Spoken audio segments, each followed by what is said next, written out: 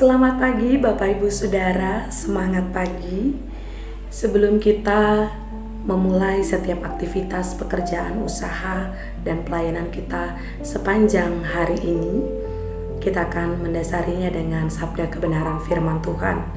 Namun sebelum kita membaca dan merenungkannya, mari Bapak Ibu, saya mengajak kita mempersiapkan terlebih dahulu. Bacaan Alkitab kita terambil dari kitab Amos, pasal yang kedua, ayat keempat dan ayatnya yang kelima. Sebelum kita membaca dan merenungkan firman Tuhan, mari kita berdoa. Tuhan Yesus yang baik, kami mengucap syukur kami boleh ada di hari yang baru.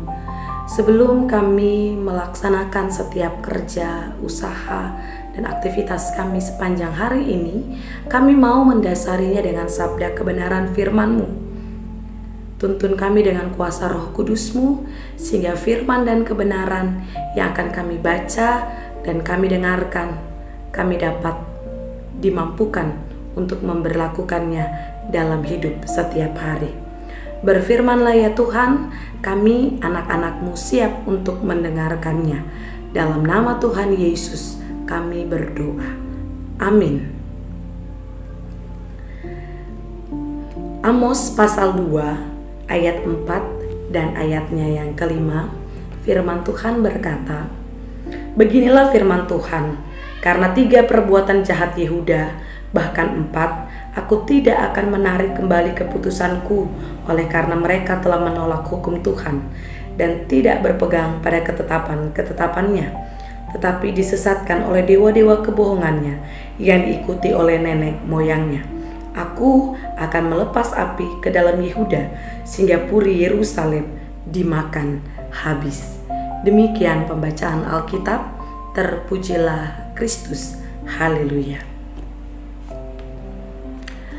Bapak Ibu Saudara yang dikasihi oleh Tuhan kita Yesus Kristus, banyak pelaku pelanggaran tidak jera, berulang-ulang kali mereka melanggar aturan.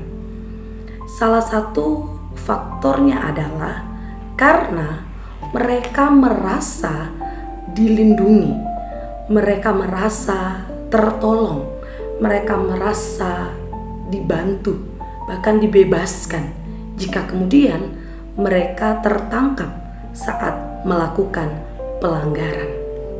Sehingga dengan santainya mereka dapat kemudian melanggar aturan yang ada berulang-ulang.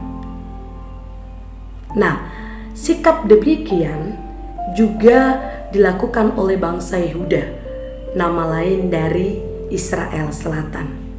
Karena merasa menjadi bangsa pilihan Allah, dengan seenaknya mereka berulang-ulang melakukan hal-hal yang menyakiti hati Allah. Bahkan secara terang-terangan mereka menyembah dan beribadah kepada Baal.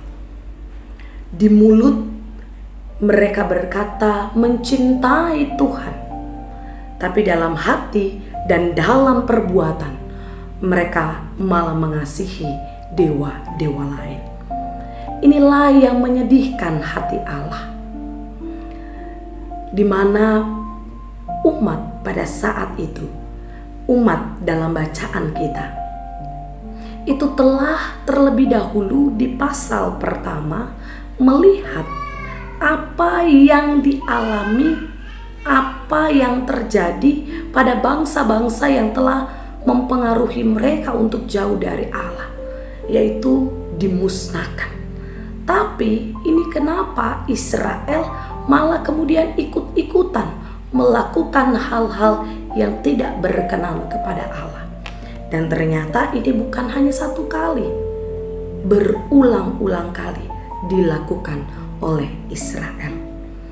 Bapak Ibu Saudara, apa yang dilakukan oleh Israel menjadi pembelajaran bagi kita sebagai anak-anak Tuhan.